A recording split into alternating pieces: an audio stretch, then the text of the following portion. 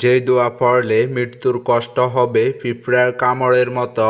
একজন মুমিন মুসলিমের জীবন মৃত্যুর আগ পর্যন্ত সুন্দরভাবে অতিবাহিত করার জন্য অনেক দোয়া রয়েছে।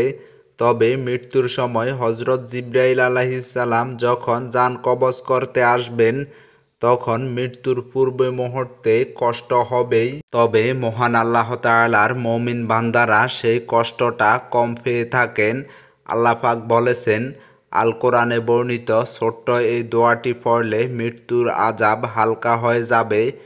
দোয়াটিকে আমরা সবাই আয়াতুল কুরসি বলে জানি।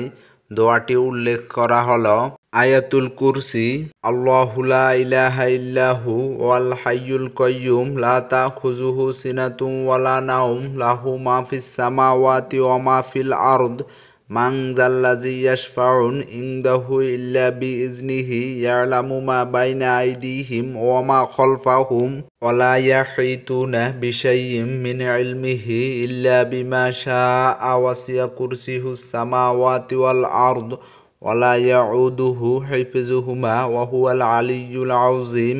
সূরা বাকারা আয়াত নাম্বার 255।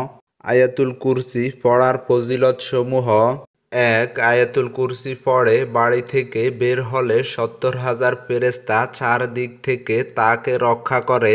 ২. আয়াতুল কুরসি পড়ে বাড়িতে ঢুকলে বাড়িতে দারিদ্রতা প্রবেশ করতে পারে না।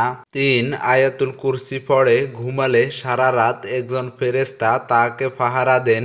৪. ফরজ নামাজের পর আয়াতুল কুরসি পড়লে তার আর বেহেশতের মধ্যে একটি জিনিসের দূরত্ব থাকে, তা হলো মৃত্যু, এবং মৃত্যু কষ্ট এতটাই হালকা হয় যেন একটি পিঁপড়ার কামড়ের সমান।